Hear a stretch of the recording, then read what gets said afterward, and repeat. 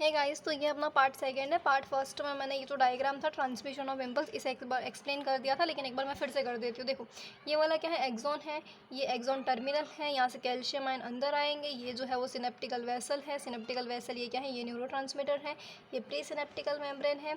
ये वाली क्या है, सिनेप्टिकल क्लेफ्ट है। ये है पोस्ट सिनेप्टिकल मेम्ब्रेन और ये है receptor. Pre synaptical membrane, सिनेप्टिकल cleft और पोस्ट सिनेप्टिकल मेम्ब्रेन को अपन क्या नाम था, साइन पेस के नाम से जो है अपन उसको जानते हैं।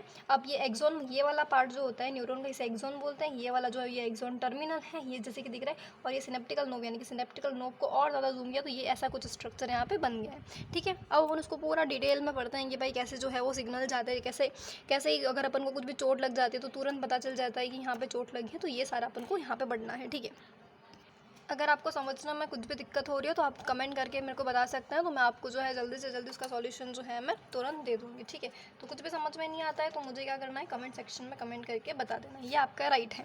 अपन आ जाते हैं, a nerve impulse is transmitted from one neuron to another through the junction is called synapse. Synapse मैंने बोल दिया था, प्री सिनेप्टिकल मेम्ब्रेन, इसके बाद सिनेप्टिकल क्लेफ्ट और पोस्ट सिनेप्टिकल मेम्ब्रेन, उसे अपन क्या बोलते हैं, सिनेप्स के नाम से जानते हैं। तो नर्व इम्पल्स जो होते हैं वो ट्रांसमिट होते हैं एक न्यूरॉन से दूसरे न्यूरॉन में, किससे, सिनेप्स के द्वारा। ए synapse it is formed by the membrane of presynaptical neuron, postsynaptical neuron and which may or may not be separated by the synaptical cleft। यानी कि synaptical cleft सब में हो ऐसी ज़रूरी बात नहीं है, लेकिन किसी किसी में होता है, किसी किसी में नहीं होता है। अगर होगा तो भी उसे क्या बोलेंगे, सिनेप्स बोलेंगे, अगर नहीं होगा तो भी सिनेप्स के नाम से, यानी कि किसी ऑर्गेनिजम्स में होता है और किसी में नहीं होता। There are the two type of synapses, namely is electrical synapse and chemical synapse. तो जो सिनेप्स जो होते हैं वो कितने टाइप के होते हैं, दो टाइप के होते हैं। एक तो होता है इलेक्ट्रिकल और दूसरा होता है केमिकल।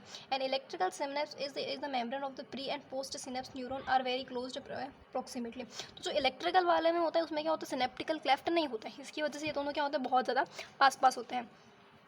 इसके बाद आता है electrical current can flow directly from the one neuron into the another. जो इलेक्ट्रिकल करंट जो होता है, यानी कि डायरेक्टली जो है वहाँ से तुरंत जो है वहाँ से, मतलब ये इलेक्ट्रिकल वाला फास्ट भी होगा क्योंकि यहाँ पे सिनेप्टिकल क्लेफ्ट क्या होंगे, एब्सेंट होगा। अगर मतलब डिस्टेंस ही कम है तो बहुत जल्दी से यह क्या हो जाने वाला है, ट्रांसफर हो जाने वाला है। Transmission of one impulse across the electrical synapse is very similar to impulse of the conduction along with the single axon.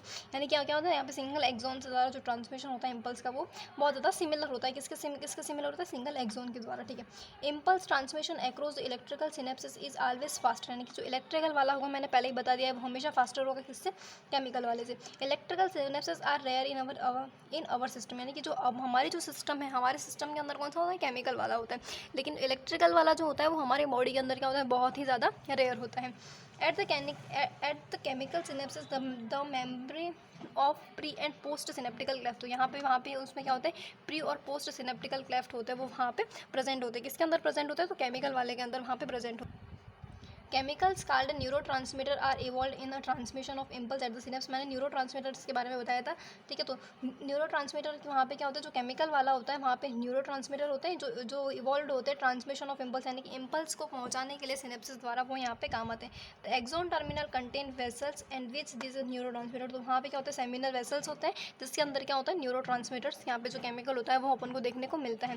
Van an impulse, यानी कि जब कोई भी इम्पल्स, एक्शन पोटेंशियल कितना होता है, +45 वोल्ट का होता है। मैंने अब और जो कहाँ पे होता है, डिपोलराइजेशन में होता है, ये ध्यान रखना। When the impulse action potential, ये सब ना मैंने वो फर्स्ट वाला जो पार्ट था उसमें बता के रखा है, तो आप पहले वो वाला पार्ट पढ़ लो, फिर वो वाला पार्ट पढ़ के इस पार्ट में आना। Across the axon terminal stimulate the movement of synaptic vesicles toward the membrane when they diffuse with the plasma membrane releases their neurotransmitter and the synaptical cleft।